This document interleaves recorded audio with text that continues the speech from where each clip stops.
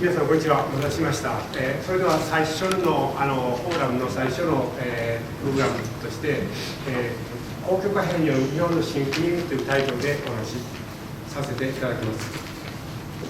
立ち入ってうろしてお話しするのがリラックスできますので、こういう形でお話しさせていただきます。本日は、私が現在勤務しているこのトルコのアンカラ社会科学大学の教員としての立場でのお話ではなしに、個人的あるいはですね、公共会フォーラムの代表としてのお話だということでご了解お願いしたいと思います。所属の組織の見解とは全く無関係ですので、その点だけあらかじめよろしくご理解お願いします。この公共会フォーラムですけれども、第1回はですね、2014年、今から5年前に参議院議員会館で開催されました。その時には参議院議員の議員の先生にお願いしてですね、会場紹介していただいたんですけれども、それもしばらくですね、ちょっと停滞してまして、で、昨年と国見伝説の淡路島で、フォーラム開催しました。今回は第4回目という形になります。そういう形でですね、東京から始まって、国見伝説の淡路島に行って、それまたですね、東京に参戦すると、そういう形のフォーラムになったということで、非常にこれ面白いですね、ネットワークだなというふうに思っています。特にですね、今回民主党の前総務大臣の原口先生でしたがのネットワークがうまくつながりましてですね、こういう形で実行するようになることができました。で、原口先生、私の公共貨幣の中で一部ですね、元、総務大臣のご一行が同志社大学を訪問されという形で紹介してるんですけども、その時には名前ももちろん出してません。で、その原口先生とは今日それ以来の対面という形で6年ぶりの対面ということになります。あの時はですね、1年前にちょうど米議会のブリーフィングに招待されまして、それで公共貨幣の話をしてきて、その直後にですね、日本でこういうことやってる先生がいるからという形でわざわざですね、秘書の方と一緒に同志社大学に訪問して私の話を聞いてくださったというそういう先生です。で、今回ですね、6年ぶりにお会いできたら、これも何かのご縁かなというふうに思っています。そういうふうにしてですね、貨幣はですね、どんどんお金が回るようにですね、この公共会フォーラムのネットワークでどんどん広がっていってるんじゃないかなという、そういう印象を今回は強く。で、私の今日のお話はですね、すでにこの YouTube で一部お話しさせていただいてますので、もしですね、私の説明でまだ不十分だという方は、ぜひともこの3つの YouTube ですね、この2つは、アンカラからのですね、ネットワークで、2ヶ月ぐらい前にですね、お話しさせていただいたタイトルですけれども、特に今日は MMT の批判的活用で公共貨幣を実現しようと、こういうですね、タイトルで、特にお話をここでさせていただきたいと思っています。それ以外にもですね、こういう形で YouTube で上げてますので、もしご興味がありましたら、ぜひともですね、この YouTube を覗いていただいて、公共貨幣とはどういうものなのかということをですね、内容の理解を深めていただければと、そういうふうに思います。それで早速ですけども、こういうところが今日はね、一緒に皆さんとお話しですね、考えていきたいと思っています。これはですね、週刊ダイヤモンドという週刊誌のついですね、7月20日号の特集2として、出された記事なんですけども、その時にですね、世界を揺るがす MMT の真実と、こういうタイトルの特集記事があったわけですね。で、そこはちょっと皆さんですね、この世界を揺るがすと、ちょっと大げさじゃないかなというふうに思われると思うんですけど、実は実際にですね、この MMT の理論っていうのはですね、世界を揺るがしているということで、ぜひともですね、今日はここでですね、理解していただきたい、そういうのを思っています。ですね、私、現在トルコの大学にいるんですけど、同僚の方がですね、先生はパブリックマネーのことを研究してるみたいだけども、MMT の話知ってるかと、そういう突然言われたことがあるわけですね。つまりトルコでもですね、MMT というのが議論になっていると。そういうことで、そういう意味ではですね、一例ですけども、世界中でですね、MMT が話題になっていると。もちろん日本でもですね、1年ぐらい前に上陸して、今、日本でですね、大きな話題を独占してますよね。で、なぜ MMT がこういうふうにですね、世界を揺るがすのかという、そういう話をですね、ぜひともですね、今日は経済学者の立場から話してみたいと思います。ここのところまで理解いただけると、あとはですね、細かいところはですね、いろんな文章で分かりますから、ここのところでぜひともですね、今日は押さえていただきたいとでもちろんたくさんスライドを30秒ぐらい用意したんですけど、途中のところはちょっと端折ってですね、セントのところだけちょっとお話しさせていただきます。で、これはそのダイヤモンドキーに出たですね、そのダイアグラムですね。ここにですね、今までのその経済学です、特にマネタリストという経済学者がいましてね、日本ではリフレハトで、名前言いませんけど、ほとんど日本銀行に集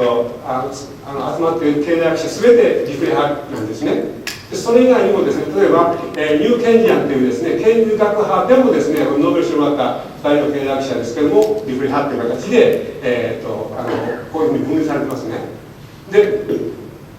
ここにあるのはマネタリストとそれからニューケンジアンという2つの学派ですけど、それ以外にもね、例えば新古典派の経済学とか、すべて諸々がですね、実は主流派経済学というふうに読んでもいいっていうふうになるわけですね。突如ですね、MLT っていう、これはモダンマニーティオリーと現在貨幣理論というふうに日本語で訳されてます。MLT が出てきた時にですね、これ主流派経済学はマネタリストだろうがニューケンジアンだろうが全てがですね、あれはいかんの経済学だと、あんなもの取りに至るのは無視すればいいと、あんなことやるともうインフレになっても世界大変だと、そういうですね、もうバゲンというかですね、そういうのをですね、そういう批判をしたわけですね。ということはですね、これまでの主流派の経済学者すべてに対してですね、こういうですね、コメントをさせるほど MLT 議論っていうのはですね、ある意味でインパクトがあったというわけですね。そこら辺のところをどう考えるかです。そこでじゃあですね、現在の主流派経済学、もちろんマルクス経済学もそうですよ、ケインズ経済学、新古典経済学、マネタリスト、すべての経済学で共有していた一つの考え方があるわけですね。それはお金についての考え方です。どういう考え方かというとですね、貨幣っていうのは中央銀行がコントロールできると。で、全てこれに基づいて経済理論が組み立てられてきたわけです。で、その代表的なのがですね、日本だと例えばアベノミクスという形です。中央銀行が量的緩和でお金をジャブジャブすればですね、やがてその物価が上昇しですね、経済が活性化すると。で、そのアベノミクスですけど、これはちょっとどういうところが出てきたのかというと、そのアベノミクスの元になった主流派経済学の元になった考え方はですね、交換方程式という式なんですけども、これはアービン・フィッシャーという、経済学者が提唱した理論ですけどもね。で、その理論ではどういうふうに説明するかというと、これはお金がですね、M、お金がですね、V、これ流出速度で何回ぐるぐる回るとですね、例えば1万円が10回回る10万円で、その分だけ10万円分の取引が経済で行われていると。したがって、もしですね、お金がたくさんですね、出回ればですね、それに対応して、ね、取引が増える、あるいは物価が上昇すると。こういう交換方程式に基づいて理論が組み立てられてきたわけですね。で、その背後にあるのはその中央銀行。それで言いますけど、中央銀行っていうのは政府の銀行ではなしに民間銀行なんですけどね、その中央銀行がそのマネーをコントロールできると。そういうことで経済学理論が組み立てられてきたわけですね。で、ところがちょっと後で研究、もし時間があればちょっと研究話します。ところがですね、日本ではこういうのに基づいて、特にアベノミクスでその M0 っていうですね、ベースマネー、あとちょっと時間があれば説明しますけども、これをジャンには返したんですけど、結果的には全然 GDP が増えないと。明らかにアベノミクスは失敗していると。逆に言うとですね、今の現政権が悪いんじゃないんですよ。経済理論が悪いから、その理論にのっとった政策がうまくいかなかったということなんですね。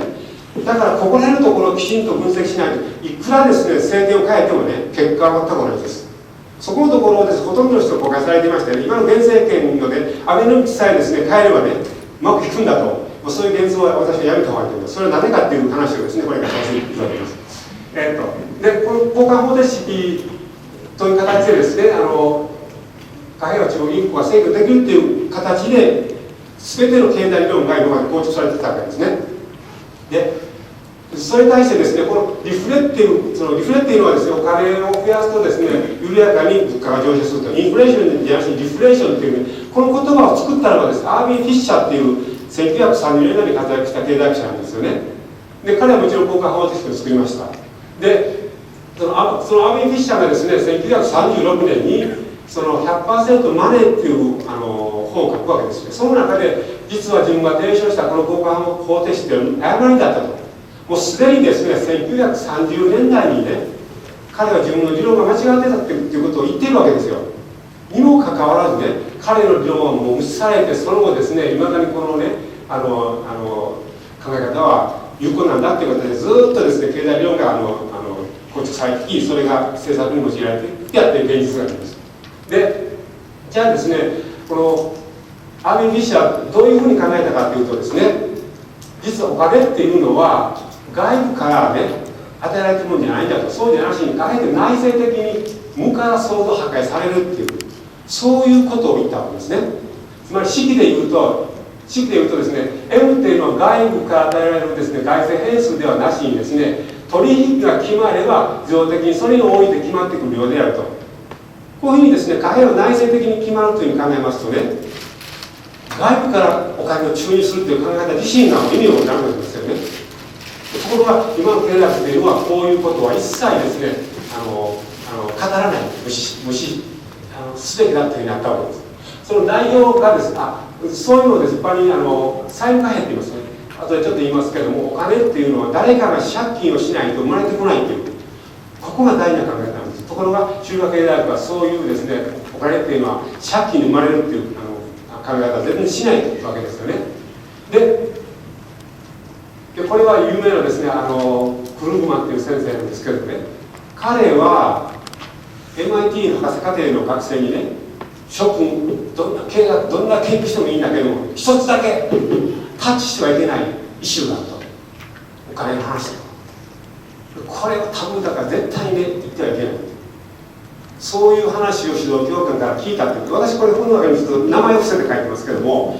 でそれをですね、自分も博士課程の教えてると。これは私間接的に 100% 間違いないことで、したがってですね、お金のことはその主流派だろうがですね、経営派だろうがマルクス派だろうが進歩的派だろうがですね、全てタッチしてはいけない科目だったと、そういうふうになったわけですね。事実ですね、ノーベル経済学賞をもらったノーベル経済学賞というのはスウェーデンの中央銀行、これは世界最初の中央銀行ですけども、民間銀行がね設立したノーベルのその貢献と関係のないですね、中央銀行の経済学賞なんですけども、ノーベル経済学賞をもらった経済学者はこれまで80年ぐらいいますけどね、貨幣は内省的に相互破壊されるっていう、そういう考え方に基づいて理論を構築してノーベル賞をもらった経済学者ゼロです。逆に言うと、こういう理論で話をするとですね、タブーで無視されると。で事実ですね、アメリカではね、フェデラルリザーブバンクというところが毎年ですね、アメリカの経済学者集めて会議やるんですけどね、その会議に招待されるためには、このことを研究している学者はもう最初から無視されると。で逆にフェットの会議に招待されないと経済学者としてアメリカで生き残れないと、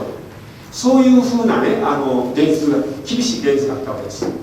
したがってですね、そこにですね、実はですね、この貨幣を内省的に作られるっていうね、タブーの考え方が入ってくるってことはありえないんですね。だからそれが入ってきて、そうするとですね、理論を批判するんじゃなしに、この考え方異端であると、マイノリティであると、皆からもね、何もわからんですね、日銀経済学者が言っている理論であると、古典版に言うわけですよね。ところがこのアベノミクスのですね、アドバイザーの経済学者はですね、この中で認めてるわけですよ。こちらの方が正しいと。ということはですね、これまでね、100年間構築してきた経済理論が全て壊れていると生きているわけです。今私たちはそういう時代に生きているっていう、そこらのところをちゃんと押さえておかないとですね、あとで言う MMT の議論、日本ではちょっとずれてますね。一番肝心なところは、ある人曰くで、こちらは天動説だと、コペルニクス天動説だと、こちら地動説と、全く違う理論でね、現象を見てるわけですよ。で、こちらの正しいと。で、それがですね、世界を揺るがすとなるわけですね。ここら辺のところに、はい、これでよろしいでしょうか。したがってですね、そのフィッシャーはですね、もうこの理論っていうのは、セルフチャンということをですね、70年前に言っているにもかかわらずですね、この理論に基づいて構築してきたわけですね。したがってどっかに無理があってね、現実を説明できなくなるはずなんですよ。それがやっと今訪れたと。そういうことで世界の経済学者がですね、今まで自分たちがやってきた理論って何だったのかということで、特に若い経済学者はね、非常に悩み始めてるわけです。私の研究なんかもいろいろ若い経済学者がいろいろ論議をね、一生懸命出るんですけども、若い人ほどですね、真剣にもう一回考え直そうという気になっています。で、同じことですね、やっぱりケインズっていって1935年に、これは世界大恐慌が生じた時ですね、アメリカはですね、二度とこういうですね、大恐慌のようなね、恐慌に見舞われてはダメだという形で、経済学者がアクセプトしたわけですよ。その中で2つの、ね、理論が提案されたわけです。一つはですね、ケインズの一般理論というね、それが後世のマクロ経済論につながっていくわけですけども、その理論、それからもう一つはですね、アービン・フィッシャーのですね、100% ケインズの理論はですね、ここに分かるようにですね、あくまでも貨幣というのは外部からね、注入されるっていう、そういう貨幣理論だったわけです。ところがケインズ自身はね、自分のもし一般理論を書き直すとすると、自分の理論の中で貨幣の理論が一番弱いということを彼は認めているわけですよね。その後ですね、ケインズは州科経済学の一部としてですね、このいろんな経済理論に影響を及ぼすわけですけども、1944年、今ですね、ブレトン体制が崩れかかっていると、グローバリズムがですね、崩れかかっているという形でですね、で反グローバリズム、グローバリズムの対立という軸で日本でも議論される方が多くなっているんですけどもね、そのケイングローバリズムを隠したら1944年にブレトンウッズの会議なんですけど、その時にケインズはですね、やっぱりその州和経済を代表してというか、あるいは銀行資本を代表してですね、債務貨幣の下での国際決済システムを提案したわけですね。それからバンコロンというわけですけど、その時にですね、アービン・フィッシャー言ってるわけです。手紙書いてるんですよね。ケインズがイギリス代表でアメリカに行ってる時、ブレトンウッズ行ってる時にね、実は私の理論の方がもっとね、強硬をね、強硬から十分な理論であると、ケインズさんね、私の理論を用いてですね、バンコロンの国際決済システムを提案しませんかと、そういうふうに30年言ってるわけで、ケインズはですね、この先生を尊敬してましたから、先生のおっしゃることはもっともだけどもね、私はね、そういうふうに貨幣が機能するとは思いませんという提示を断っているわけです。でそこら辺からですね、この中派のね、貨幣は政府がコントロールできると、それからですね、フィッシャーのその貨幣を内政的に作られるというところのね、物件があったわけですね。その後ですね、このタブーになったわけですから、もうこの理論をちょっとでも触れるとですね、アメリカの経済学会から追い出されるという形で、細々とね、この理論の研究が行われてきたわけです。その代表的なのがですね、ミルト・フリードマンっていう。皆さんちょっと待って、ミルト・フリードマンはノーベル受け出してもらった研究者じゃないのかというふうに思われるんですけど、ミルト・フリードマンはですね、このアービン・フィッシャーの改革、その前にはシカゴプランというシカゴの経済学者8名が提唱したシカゴプランのね、提唱者の一人のミンスという先生のもとで研究した研究者で、彼はですね、ずっとですね、アービン・フィッシャーのその考え方っていうのをね、尊敬してきたわけですよ。ところが1970年、ある日突然ですね、この理論をやめるわけですね。でその結果、彼はノーベル賞をもらったと、そういうふうになるわけです。つまり、この理論に固執しているとですね、ノーベル賞をもらえないというふうに彼は思った。おそらく彼は、ね、こんなことやってるの政治的に危ないからね、自分はやらないというのをはっきりと白状してるんです。で、それに対してですね、現在 LMT のカルサと言われているミンスキーっていうね、これも1950年代、60年代に活躍された経済学者ですけど、彼もですね、シカゴプラン、フィッシャーで影響を受けてるわけです。ところが、その弟子たちはですね、一切こういうことを話するんだけどね、これに代わって、じゃあですね、この理論が正しいとすると、この理論で本当に今のですね、不況とか、不況とか、それから格差問題とか、政府の債務とか、解決できるのかというと、できないわけですね。ところが、生き残るためには、そうせざるを得ないという形で、細々と生き残ってきたのが MMT のグループですね。代表がユニバーシティオブミズリーっていう、本当マイナーな大学先生ですけどもね。で、そういう形でですね、MMT が起業できたという経過があります。でその後ですね、もう一つ今度はですね、このフィッシャーの考え方をですね、これをずっとですね、継承しようという形で、貨幣改革というグループが世界中で細々と立ち上がるんですけどね、代表的なアメリカマニタインシュっていうグループなんですけど、私この会に10年ぐらい参加してます。で、その時にはですね、MMT のね、講師たちと一緒にやること同じね、考え方だから、考え方は同じなんだから一緒にやるっていう形で仲良くやってきたんですよ。ところがある時ですね、自分たちは貨幣っていうのは債務から生まれるっていう、この定義でいくっていう形で、いや、そうじゃないんだと、貨幣っていうのはですね、実はパブリックなんだという、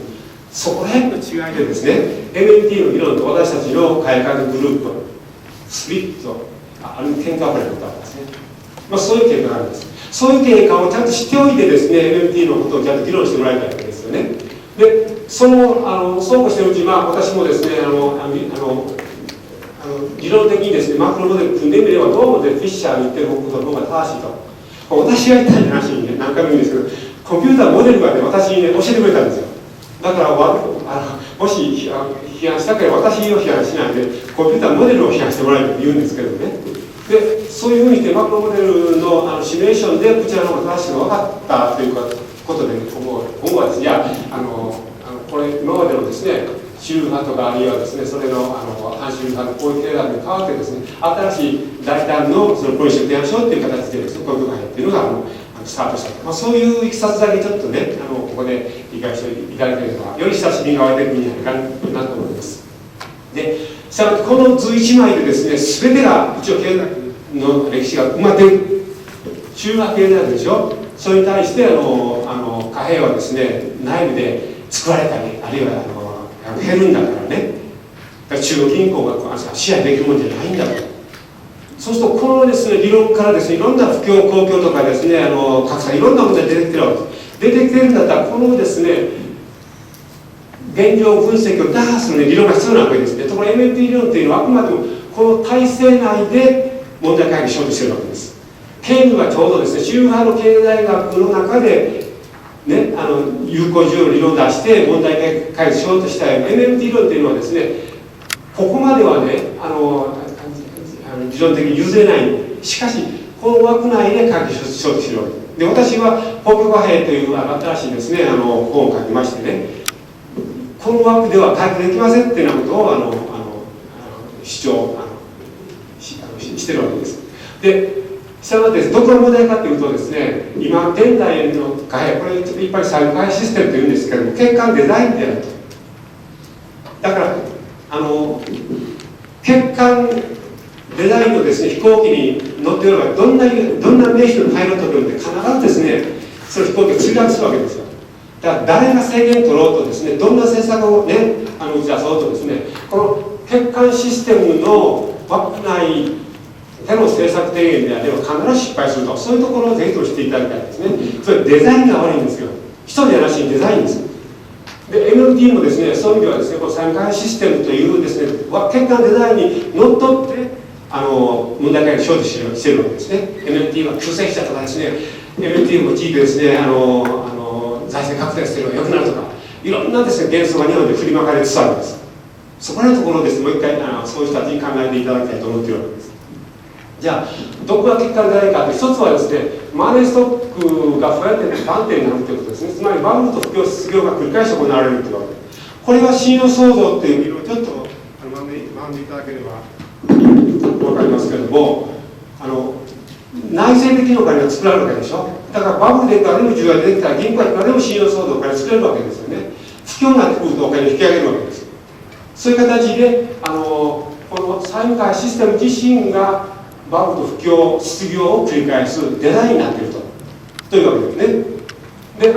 これは簡単な私のシミュレーション図ですけども、このベースマネーっていうところ、これは中央銀行コントロールできるんです。ここが安定的でもですね、内部でこれが作られたりね、減らりするわけだから、不況とか失業、バブルっていうのはですね、なくならないわけですよ。ここでいくら不況の時に経済の理論を持ってきてもですね、まだ繰り返してできます。だから、もう欠陥デザインに飛行機に乗ってるわけだから、必ずこういうことが起こるわけですね。で、その結果ですね、経済理論によると、不況の時にはですね、在出すればよろしいと。そういうことで在出としてきたんだけど、それがたまってですね、今ではですね、日本だと1000兆円を超える政府債務があると。じゃあ大変だからってことで、じゃあそうでしょうとなるわけですけども、効果ないわけですよね。次はですね、その結果ですね、持ってる人と持ってない人の格差が拡大してくれると。で、これもですね、いくら格差を税制になくそうとしても無理なんですよ。つまりデザインが格差を生み出すデザインになっているわけですから。で、4番目はですね、環境破壊。環境破壊と経済政策があまり関係ないと思われている方いるかもわかりませんけど、実は大割にですね、現在のシステムが環境破壊をもたらしていると、そういうふうに考えていただきたいと思うわけですね。はい、で特にですね、1番目はですね、最近の MMT だとですね、MMT の元祖だと言われるミンスキーの理論を用いてですね、よくミンスキーモーメントは今日本に来てるのかと、そんな議論をされている方いますけれども、もともと彼はですね、金融不安定、ファイナンシャルスタビリティ、ハイプロセスというのを提案したわけですね。これがミンスキーがバークレーに生徒としている時の1960年代、50年代、60年代だったと思うんですけれども、要するに、こういうシステムがね、こういうバブルを起こすんだから、そのデザインを変えないで、その中でいくらですね、財政拡大しようがどうしようがって問題にならないということなんですね。それから次、不況になれば経済で全てがうまくいくと。つまり1960年代、70年代、うまくいった時期があったんですね。で、今でもそれに固執して、特に官僚の方はですね、経済マクロ理論というのを徹底的に守られて、非常に優秀ですから、それをアプライすれば必ず問題解決できると思ってるんですけれども、解決できないでですね、債務だけ増大しているとなるわけですよね。で最後はですね、この背後にはちょっと時間今日はないので言えませんけども、皆さん借金するときに福利計算でしょ。本の中にちょっと書きましたけど、福利計算というとですね、指数的にずっと借金が増えていく。ある時まではずっとね、何かに行くんだけど、急激に増えていくんです。これを物理学者でもなかなか指数的にね、正常というのを理解できないと言われているほどね、ちょっと人間の直感を超えた増加するんですけどね、利子って全部福利計算でやってます。だから最終的には急激にですね、借金が膨れ上がると。で、今ビジネススクールでは全てで福利計算でね、経済シナリオされて教えられるわけですよね。なんで借金すると単利ではダメなのかということを誰も問題しないわけですよね。これが一つのシステムとして組み込まれていると。で、最後はですね、銀行家がその信用騒動でお金を融資するわけですから、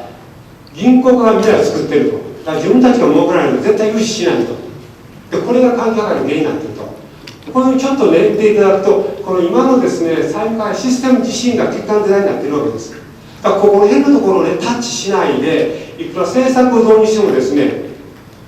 失敗ばっかりすると。そうすると首を変えればですね、まだ良くなるような幻想をね、持たされて、それでどんどんですね、リーダーを変えていくと。そういうことで、今ま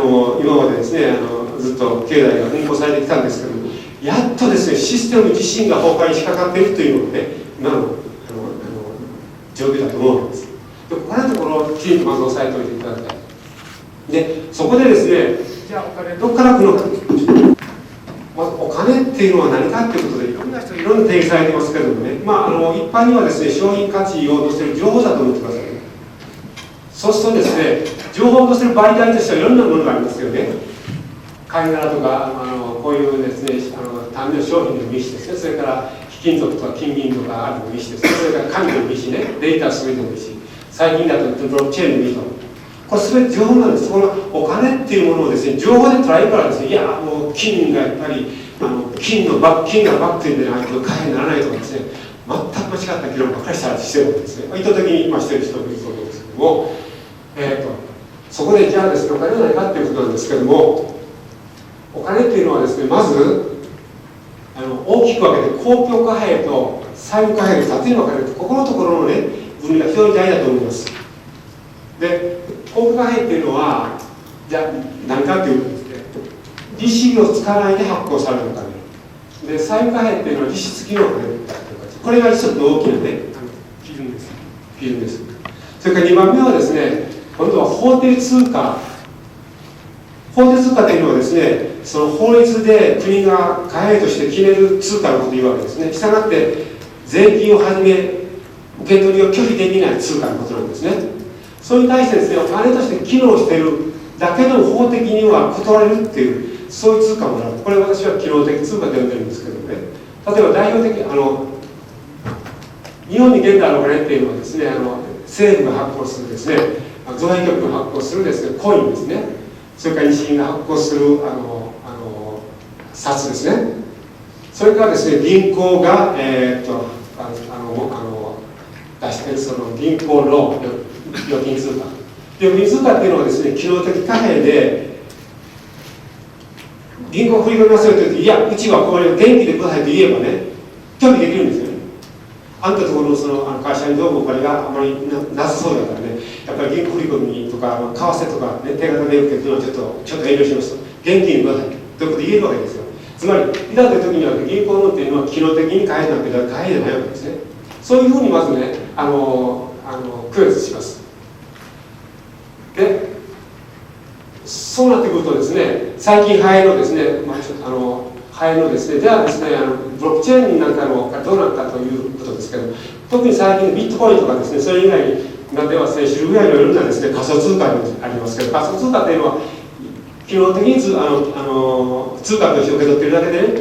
ビットコインなんていうのは価値が不安定だからもう嫌ですと言えば拒否できるわけですね。そういう意味では買いじゃないわけで、効果じゃないわけですね。それに対してですね、現在ですね、例えば、中央銀行がですね、このブロックチェーンを用いたお金を出すというような、最近だとですね、イングランド銀行が、ですね、ジャクソンホールでですね、デジタル通貨を中央銀行が出すべきだとか話したとかなってますけれども、中央銀行自身がですね、デジタル通貨と、しかし中央銀行が出す通貨というのはあくまでもですね、その機能再開だということですね。でそういうふうにしてまずこの後でですね、いろんなビットコインとかですね、それから我々が提唱するエレクトロニックパブリック、EPM の話で出てくるんですけども、まずこの分類できちんと押さえておいてもらえると思うわけですね。私たちが提案しようとしているのは、要するに法価であってしかも機能的でないです、そういうものに対してですね、1対1で交換できるトークンっていうのを出すべきだと、そういうようなことをこれ提唱しているわけですけど、この話はまた後に続きます、はい、じゃあそこでですね、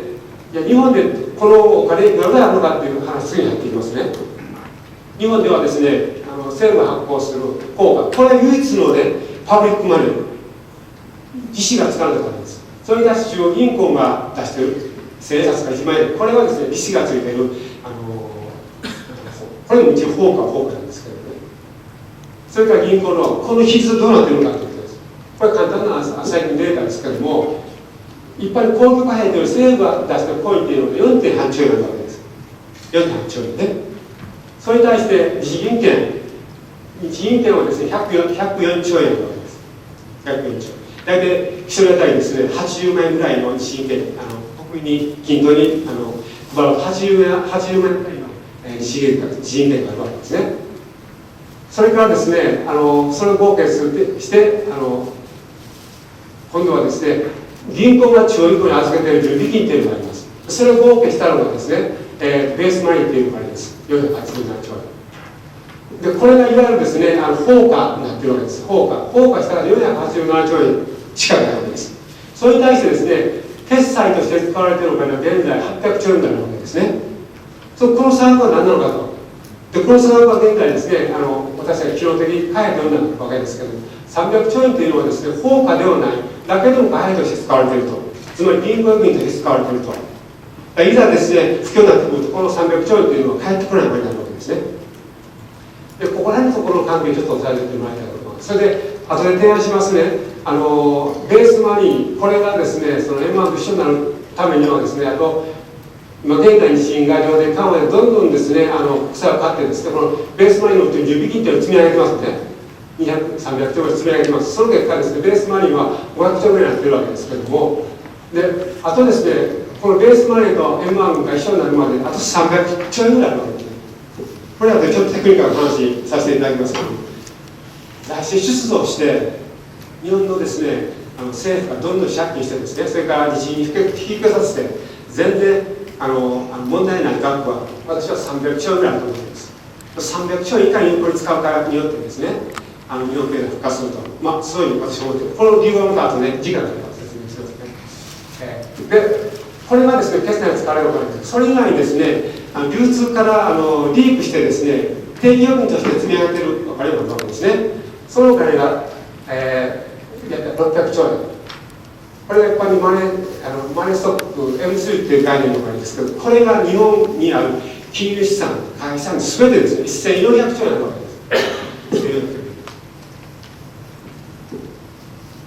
で、問題じゃあ、この1400兆円のお金どこから来たのかって話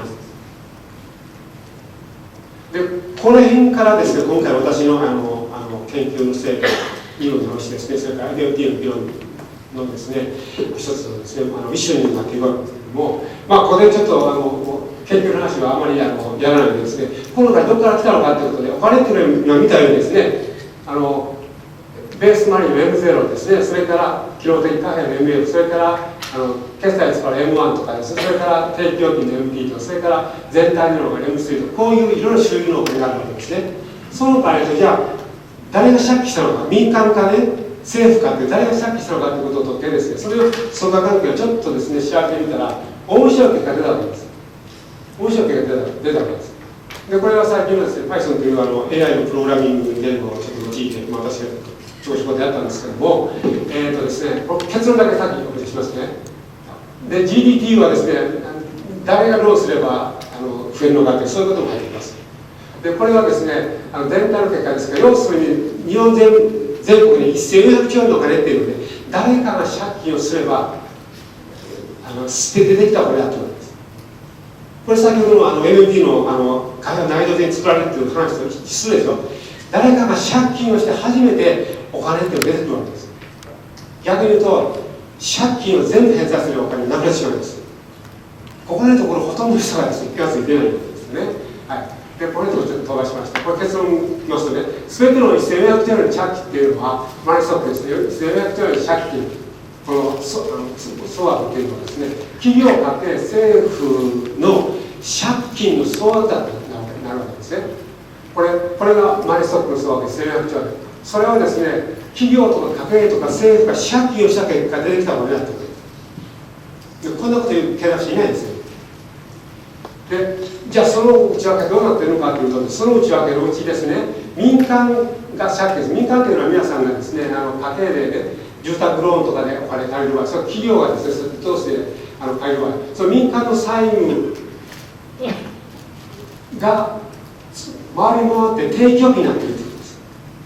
で、一方ですね、政府の借金ですね、政府の借金、これはマニフェスト、政府の借金というのはですね、ここで、その前にちょっとですね、1991年のバブルの始めて、平成の730年というのがずっと来てるわけですけども、2008年にはさらに追い打ちをかけるリーマンショックの金融危機になったわけですね。で、その結果ですね、積もり積もって政府の借金を現在1000兆円ぐらいになっているわけですけども、この政府の借金っていうのはですね、ちょうど M1 に等しくなっていると。つまり、政府の借金っていうのは皆さんが時に使うお金に等しくなっているということです。ここら辺のところですね、ちゃんと押さえてもらいたい。逆に言うとね、財務省が1000兆円借金すると、これ将来つけを残す。だから大変だからね、借金を閉鎖していかなきゃならない。ところ政府の借金は M1 となって経済に使われているわけです。だから将来につけを残すのでなしに、逆に政府が借金を解消すると M1 がなくなってしまうと。それが債務貨幣の宿命なんですね。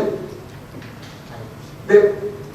そこでこういうふうにしてですね、誰が借金するのかと。そうするとちょうどでジャパンナンバーワンの高度経済成長の時にはですね、民間企業と家計がどんどんとですね、投資あるいは住宅投資をすることによってですね、借金をすることによって経済成長したわけですね。この不況になった途端に今度は民間部門のこれ借金がなくなってきて、なくなるということはここで貨幣が減少するわけですね。それを相殺するために政府がお金を経済理論に基づいてつぎ込んできたと、そういう結果になるわけです。じゃあそこで GDP と比べて GDP はずっと1909年ぐらいから500兆円あたりずっと停滞してるでしょ。これが日本の失われた30年というわけです。なぜ30年間は日本の経済が成長しなかったのか。その高度成長期にはですね、ずっと GDP が成長してるわけですね。成長してる時にはですね、ちょうどこれに見合っただけの民間の債務が出てるわけです。で、民間の債務がですね、不況でローンしなくなったりっていうことで落ち込んだ時にそれをね、保管する形で政府が国債を発行して借金を成長を積み上げたわけです。ところが政府が借金を積み上げたにもかかわらず GDP 増えてないんですよ。ここら辺のところにマネーを分析するとはっきり分かってくるんです。だからいくら財政支出としてですね、借金を増やしてもね GDP は増えませんと。この辺のところまで MMT 議論する人たちには絶対分かってないと思うんですよね。はい。ちょっとこういうことで、ですね、そうするとですね、同じマネーストックでもですね、民間が借金をすればですね、GDP を増やすと。政府が借金をするとですね、GDP を増やさない。逆にですね、債務だけ積み上げていくと。そういうことになるわけです。で、ここのところをですね、今回こう、のですね、循環表とかを、ね、データごとにですね、分析すれば分かってきたわけですね。で、そこでですね、バブルが崩壊した時にどうしたかって、まず日銀は2001年から2006年に、じゃあ大変だということで、これはね、禁じ手だけでもやりますということで、急にね、量的緩和をやったわけです。5年間ね、やったんだけど、全然 GDP 増えなかった。で、その後ですね、リーマンショックが大きいからね、じゃあそこで大変だっていうことで、もう一度今度は安倍政権によって再度ですね、2013年から異次元の量的緩和というのをやったわけです。でも GDP 全然増えなかった。借金がですよ。これ経済学者は分析できないんですよ。なぜこうなってるのか。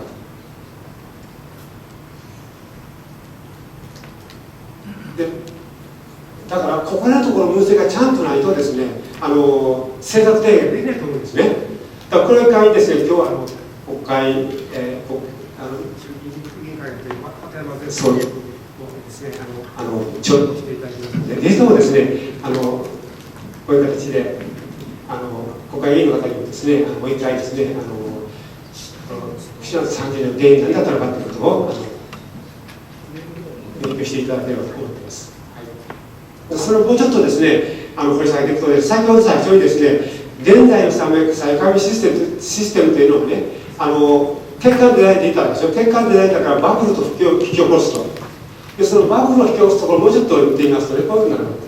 一般にですね、ジャパンナンバーワンで高度成長期の時によってずっとですね、GDP が増えるわけですね。GDP はどうやって増えたかというと、その時民間の、ね、企業とか家計がですね、投資を行った結果ですね、増えたわけです。投資を行った結果、先ほどの研究の結果です。その結果ですね、定期預金が増えるわけです。増えるわけです。ところが、バブルが崩壊した途端に企業の方はその債務をやめてしまう。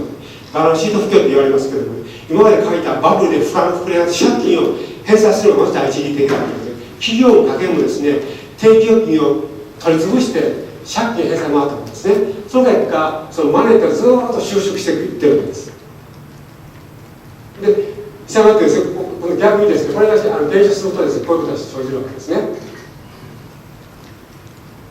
ここまでいいですか。で、ところがですね、ここでも、さっき言いますね。で、そこで次ですね、不況の時どうなったのか。不況の時今度はですね、不況の時は今度はですね、政府はですね、ケインズ経済学に基づいて財政出動をやるわけですね。で、実際これにというか、大体ですね、バブルが崩壊した1991年、90年から91年の時、大体200兆円ぐらいの借金だったわけです。政府の借金というのはね、借金。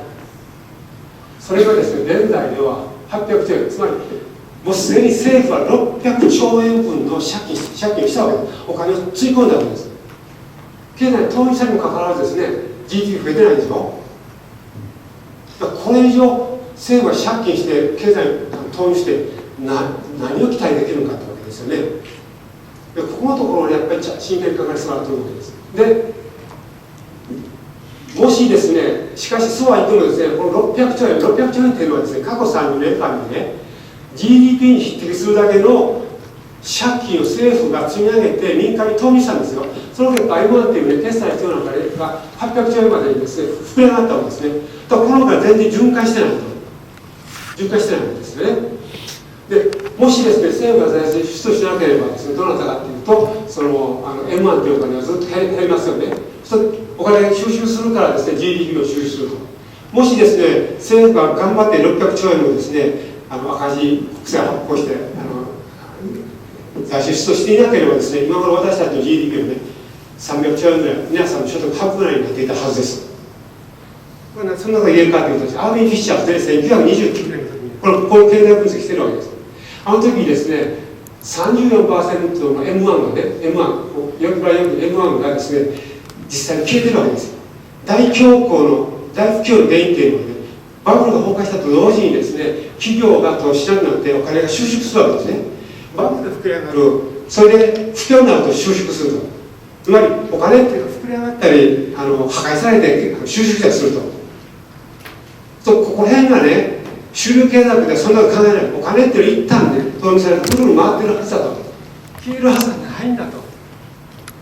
そういう理論に基づいて経済理論を構築してきたわけですね。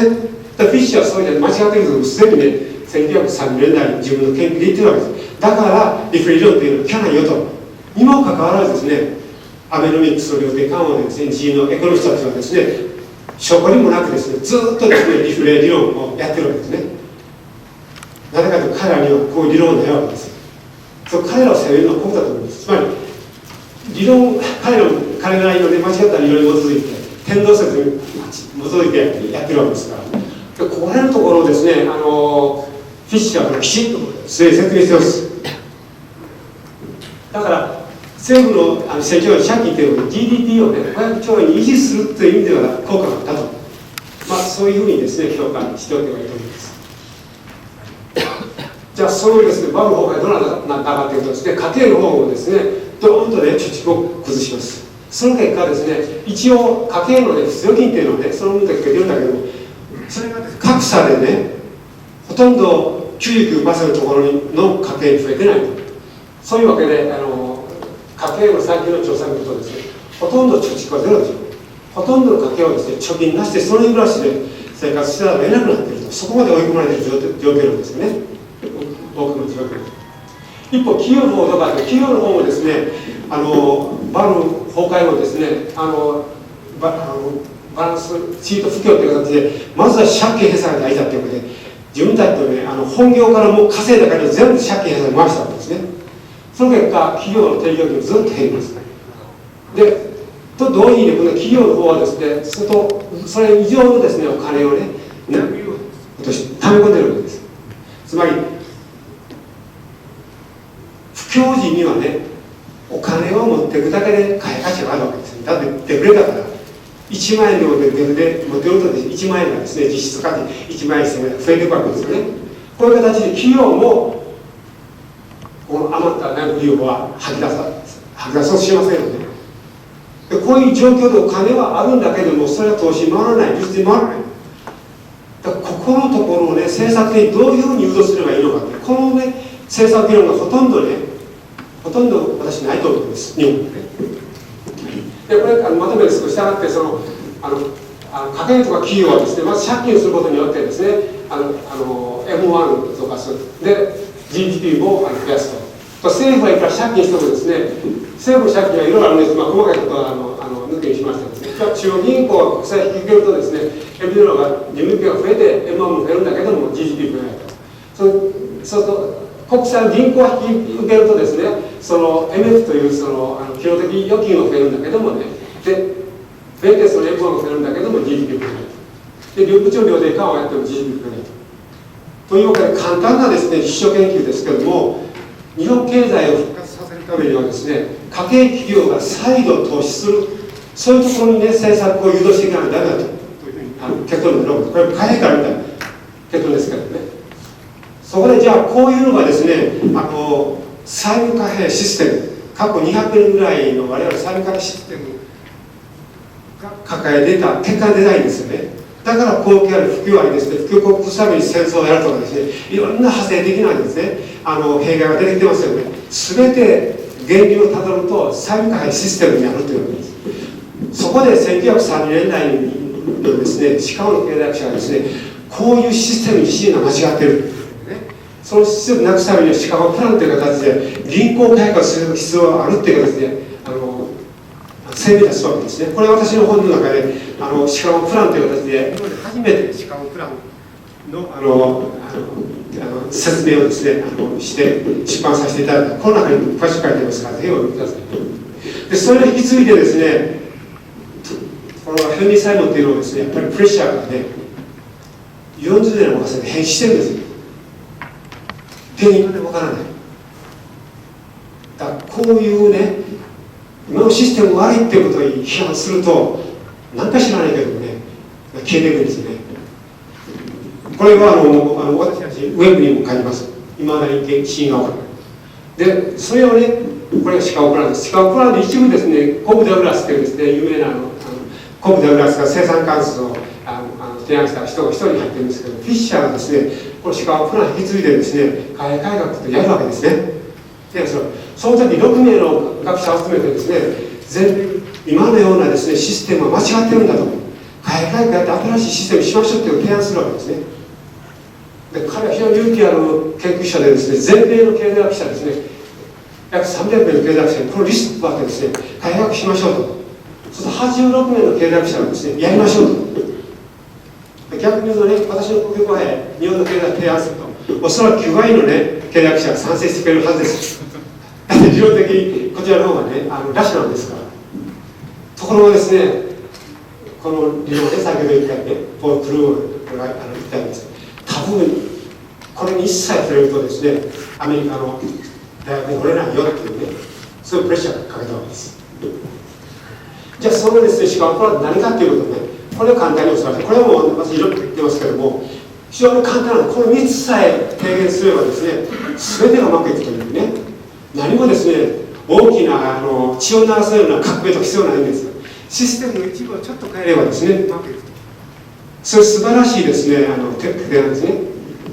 一つは何かというとですね、今現在中央銀行、これ中央銀行っていうのはほとんど 100% は民間収入の銀行です。まずアメリカでもね、連邦準備制度はアメリカの中央銀行ですと、どのマクロ経済学も書いています。しかしアメリカの中央銀行は 100% 民間収入の中央銀行ですと一言も書いています。それを書いたテキストは全部出版社が弾きます。同時にその先生は通用されます。で、それが現実なんですよね。つい最近までですよ。で、そのですね、民間の中央銀行をどうするかというと、私はここから私の日本バージョンでの提案ですけど、まずですね、公共貨幣書っていうね、書を新しく追加すると。で、財務省にプラスで公共貨幣書を申請すると。で、日本銀行をそこに統合すると。最近 MMT 論でですね、統合政府、差が言ってますよね。あれをやればこうなるわけで、統合政府するんです。日本銀行と政府を一緒にして、私は公共貨幣書を申請すると。しかしですね、公共貨幣書にですね、貨幣のね、供給量を全部権限を与えるとね、また政治家がですね、利権がないんでですね、貨幣のですね、暴殺を始めないとも限らない、暴殺するかもわからない。そこでですね、国会の元にある公共これはもう全ての政府機関が独立、つまり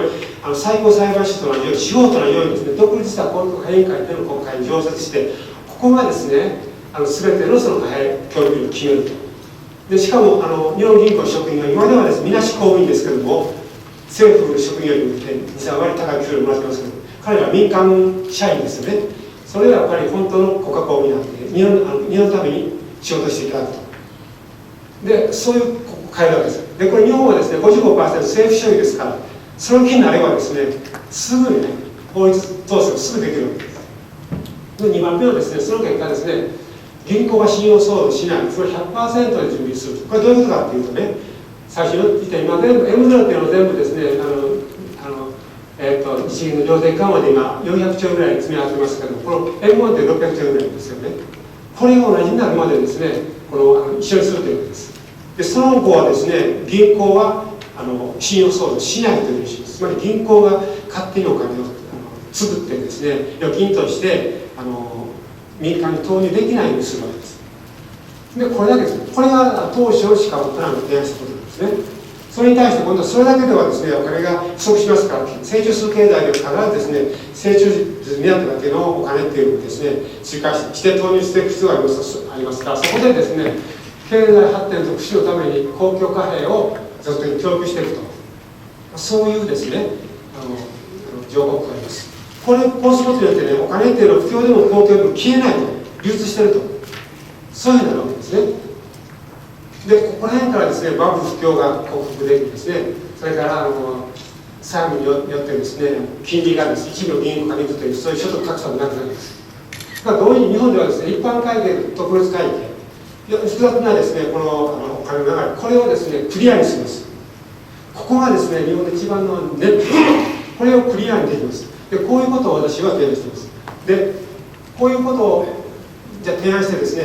何ができるのかって、今日は国会ですのでね、政策に興味ある方もたくさんいています。じゃあ何ができるのかということで、ちょっとね、一緒に先にお話ししました。こういう公共貨幣が実現できたとして、私たちが提案しているのはですね、新国っていうミシャって書いてますけれども、この4つのですね、5つのプログラムを提案しています。1つはですね、基礎的体力プログラム。30年間もですね、病気だったわけですから、とにかくですね、体力を回復するための感染剤が必要だと。もうそれを早期にやりましょうと、公共貨幣のレベルで。一つはですね、年間20万円をとにかく無差別に全員に配ると。これは何もばらまきじゃないし、ベーシックインカムと全然違います考え方。まずとにかくここをまずやって、まずですね、元気つけると。それからですね、福島原発をね、これを世界の英知を集めてとにかく閉じ込めると。こうすることによって日本の成長っていうのに対して世界がですね、協力してくれたって形でね、日本の不幸な原爆の被害だけど、世界に訴えて、世界で協力してやると。そうすると問題はですね、日本の汚染にあるし、世界の人たちがね、協力する問題に変わるわけですよ。ここのところは絶対にやってもらいたいと思うんですね。全ての H をね、今でもどんどん保証ができますから、H を集めて解決すると。そのためのお金は公共貨幣でどんどん出すと。それからもちろん消費税ゼロですよ。これ消費ゼロっていうのは入り口です。次今度は体力増強プログラム、ここでですね、非正規社員の正規社員の一つだということを提案しています。それから3番目はですね、長期人間力という形で、気とか地位とか体力、これを向上させるプログラムということで、大学授業の無料化とかですね、奨学金のチャレンジとかですね、あと人間力規制があるとか、こういうことをやりましょう。それから今度はね、もう素晴らしい憲法を日本を持っているわけです。憲法25条で健康で文化的な生活を保障する。これを本当にやりましょうと。そういう形でね、しかもですね、単にね、生活をするだけじゃなし、仕事を提供して、その対価として払うと。そういう形で、ね、これは MIT 理論なんか盛んに言ってるですね、ジョブセキュリティプログラム、アメリカの民主党がね、ニューグリーンディールという形で言ってますけど、要するにジョブセキュリティです。日本は憲法発動ですから、まず憲法のもとでそれやりましょうということですね。そういうことでやるでしょう。その中で私が一番ですね、ここで強調したいのは、まずですね、非正規社員を正規社員にするっていう、これと、それから、この健康で文化的な生活を保障すると。この2本だけを中心にする政策を提言すればいいと思っています。で、なぜこうするかっていうことですけどね、これをもうちょっと実感ちょっとやりますね。これは私がよく使うシステム思考っていう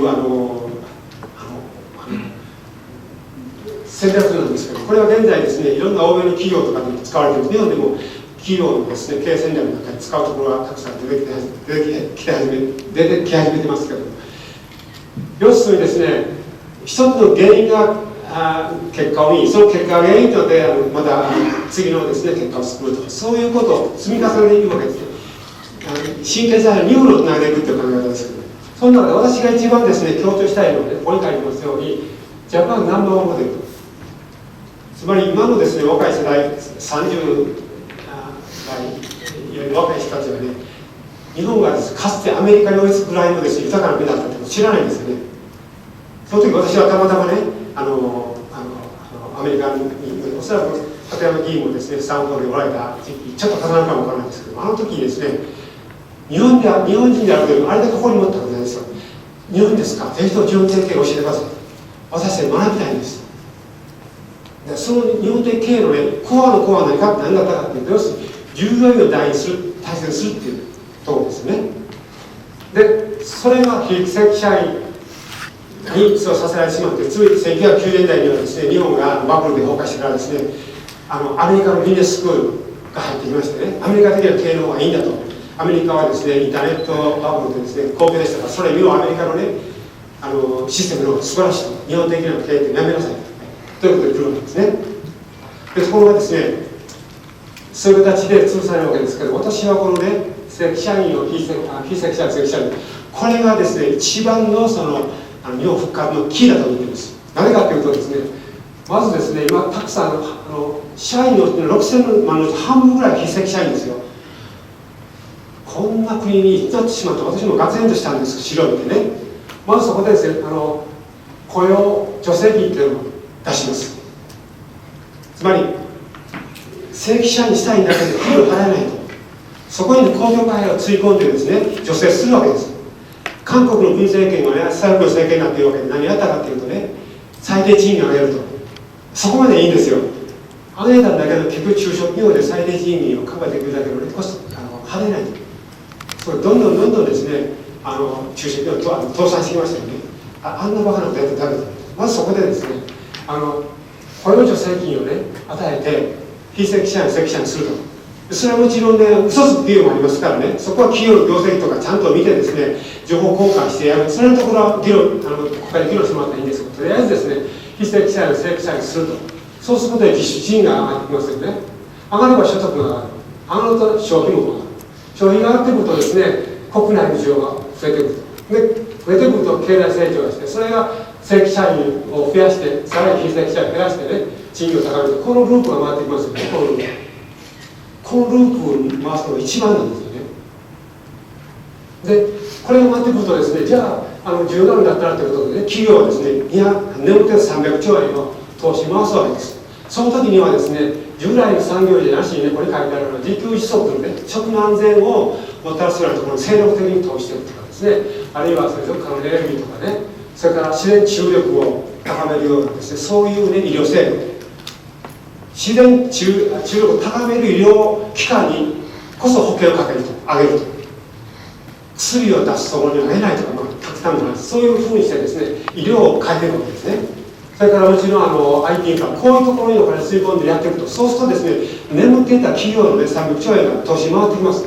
それこの循環が回りますよね。で、回っていくと今度は雇用確保されるということで、それだったらですね、結婚してもいいのかなという形で今度はね、若い人が結婚始めます。そうすると子供が生まれてきてですね、それが将来の労働力になってですね、それが正規社員としてまたね、経済活性化に貢献すると。その結果ですね、移民というのも必要になってきますよね。でしかもですね、ここでね、生産性が高まればですね、労働生産性が高まれば移民に頼らないような新しいですね、ロボットとかですね、新しい技術革新できますから、こういう形でですね、つなげていくわけですよね。で、その結果ですね、余裕がなってくると、消費税があっても余裕があれば払えると。それは消費税っていう問題なくなります。それから最低賃金、これはですね、正規社員にならない人、パートの人にやっぱりこれ、交渉するわけですけどね。そういう形で、回っていきます。で、そういうふうにしてですね、ここを変えれば全てこうつながってくると。したがってこの一番を持ってですね、国会なんかで議論された時に、あなた方は今、どの政策を議論してるんですかと、私たちはここを回せばこういうことを思っていますと。こういうふうにね、提案していただくと、議員の皆さん頭はですね、こういう形で回っていくと思うんですね。じゃあここをやりましょうと。ね、こういうふうにやっていくと思うんです。そういう意味で、ぜひともですね、この図はですね、今後政策議論に使ってもらいたいというわけですね。いや、それ問題になるのはですね、じゃあ今でもね、MMT の議論で財源どうするのよと問題になってますよね。財源どうするので、そこでじゃあ MMT 議論とその国会議論、どこにどう違うのかって最後ちょっとお話しておきます。で、私ぜひともここでね、強調したいのは、お金持ちから金を取れ、あるところから取って回す。この発想をやめていただきたい。お金持ちはお金持ちになりたくてお金になったんだけど、システムがあるから乗っかった結果、お金が増えたわけでしょ。だから皆さんもそのシステムに乗っかればお金持ちになるはずなんですよ。だからそのあるところは取れっていうね、そういうブルジョア対ですね、共産社会の対立っていうので、これ対立を生むだけで一つもない。お金持ちは今まで一生懸命やってきたのがいいですと、お金持ってきてくださいよと。私たちお金なしでも公共貨幣でね、新しい人を裕福にしてやっていく、そういう政策しますよと。その結果皆さんも良くなってきますと。そういうふうにですね、発想を切り替えていただきたいですよね。で、そうなってくると、じゃあですね、財源はね、お金持ちから取るんじゃありませんと。国債発行します。これは MMT がやってる議論で、国債これ発行してもですね、政府はデフォルトしませんと。で、それが MMT 理論をつかむわけですね。ところ違うところ MMT でやっていくとですね、どんどんですね、国債残高が増えていきます。つまり MMT っていうのはですね、国の借金を増やすという形で、これは政府のバランスシートですけども、政府預金というのを増やすだけなんですね。そこで、こうやっていくとですね、先ほど言った最初に見たようにですね、基本的預金というのはどんどん増えてきますから、回り回ってですね、不況の時にこれがまた問題になります。そこでですね、いくらでもね、公共貨幣実現するまではね、5、6年、10年ぐらいかけてもいいと思うんですけど、私最初言いましたよね、300兆円ぐらいを借金しても日本の国はびくともしません。だから私はね、300兆円ぐらいをどんどん借金していきなさいと。でどんどん日銀に買ってもらいますと。そうすると日銀のですね、今準備金はね、今の400兆円がいいんです。預金が800兆円ですから。だから全然問題ないです。そうしてですね、ここでまずね、円利をかけて経済を良くしていくと。その過程で徐々にですね、公共貨幣が切り替えていくと。で、公共貨幣の大きな違いは何かというとですね、もちろんその過程でですね、格差もこの政策に固執しますと格差がますます増大していきますから、これの途中からですね、切り替えていくと。で、公共貨幣はどこが違うかというとですね、政府はこれ発行する、その代わり自身はですね、バランスシートでいくと純資産になるわけです。で、純資産になって、例えば100兆円ここで政府はこれ発行しますね。100兆円分は日銀の公共貨幣、この資産になるわけです。で、その資産分だけ政府のお金が入る。これ非常に使えると。だからここでいくらですね、政府はですね、500兆円の借金があって、500兆円分をですね、政府がね、500兆円分のお金発行して、それで国債買ってね、日銀の資産も政府、公共貨幣に頼るように、それでも一夜にしてチャラになります。これはミルト・フリードマンも言ってます。一夜にしてね、連邦人にせよ借金は相殺できますよと。私が言ってるんです。ミルト・フリードマンっていうね、著名なマニタリストを言ってるわけですね。こういうすることによってね、財源っていうのは変わっています。したがってむやみにですね、金口からお金をちょっとやるっていう政策をやめて、今ではですね、右も左もね、つまり今まで全てがですね、私有系大学でしたから、新古典経済学、マルス系大学、対立してたでしょ。対立させられたんですよね。だから同じ対立するのってやったらダメなんですよね。自民党の一部の人にも MMT いいねっていうね、保守系の議員さん出てきてますよね。産経でもですね、出てきてますよね。一緒にやってもいいんですよ。一緒にやってこうやりましょう。で、日本は最初にですね、そうである。もう時間ですね。はい。じゃあ、どうするかということで、ここら辺から私のイニシアチブに書いてますからね、さっとルートは分かる。一つはですね、公共貨幣法という、これは国会で通してます。これ議員立法でいいんですから、2、30人議員集めて、議員立法に何回もやってますね。アメリカで有名なんですね、議員がですね、何回も議員立法やってますよ。30人で議員立法で毎年やってるんですよ。どこをかしろ、どこをかしろと。毎年やればですね、絶対これ通りますよ。通らなければね、次はですね、今度は後半でやると、EPM ですね、最近のね、フィンテックの電子公共貨幣先使うわけですよ。で、これは最初のですね、方法で、これも時間で飛ばしますけど、最初のところはですね、金とか、2番目の方はですね、日本にはこういう法律があるわけですね。通貨の単位及び貨幣の発行に関する法律ということです。この中に何書いてあるかというと、貨幣は500円なの100円、50円、10円、5円、1円の6種類とすると。ここにですね、一応これ付け加えるんですよ。これ、官僚の得意なんですよ。一応、一つのフレーズ付け加えるけど、官僚にポッと付け加えて、パッと通したいんですよ。そうするとですね、一夜にしてですね、電子公共貨幣のね、1兆円、1兆円、これ出せます。つまり、何ことが言ってるかというとね、ロシアね、中国、トルコもそうでしょうね。いろんな国の政府がね、これやろうとし始めてるんですよ。だから日本政府が蘇生してやったらいいんですよ。もうロシア近くにやってるはずですね。だから中央銀行を慌ててるんですよ。自分たちもね、政府にやられる前に仮想通貨、我々は公共幣発行しようと、電子公共発行しようとしてるんですよ。だからここ日本だとこういう法律があるわけですからね。ここを追加するだけで、その日のうちにどんどん借金というのをね、支払いできるしですね、いくらでもね、負担出します。何回言いますか、100兆円、200兆円ぐらいどんどんね、電子公共貨幣出していったんですよ。で、そういうことでですね、1200円過ぎたですね、日本の国がですね、明治になって、1880年、日本銀行条例という形で、国に取り押さえたわけです。はい、終わりです。取り押さえた。そこでね、令和になったからもう一度ですね、国にしようと。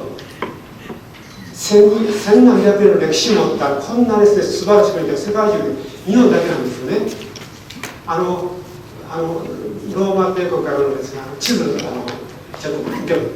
世界地図にね、いつも東西じゃないんですよ。世界地図いつも日本が地図の一番上にあるんですよ。世界はね、日本を目指してきたんですよ。日本に行けばなんか、つまり日本はね、かつては世界の地図の一番上に位置した国なんですよ。だから日本がやればですね、世界表になっていくはずですよね。そういう自信を持ってですね、世界どこもやってないとかですね、いや、どっか全然ある、そんなことないんですよ。前例はもうその理論があるわけですからね。だからどんどんやってて世界に教えたぞと、新しい国を日本がしてるんだ、そういう意気込みでね、ぜひともやっていただきたい。まあ、そういうことで私たちはですね、このロゴを作りました。ロゴ。つまり銀河系の中に大抵があってですね、必ず生命が誕生してね、それが限られて、それはワード開示っていうんですね、1200年前に国家会ができたと。1200年以上経って、今度は新しいですね、国家会で国をするんだと。こういう形でですね、もう一度ね、このフォーラムからですね、新国のエネルギーがですね、渦巻いていっていただきたいと。そういう願いで私の記者会を終わらせていただき、どうもご清聴ありがとうございます。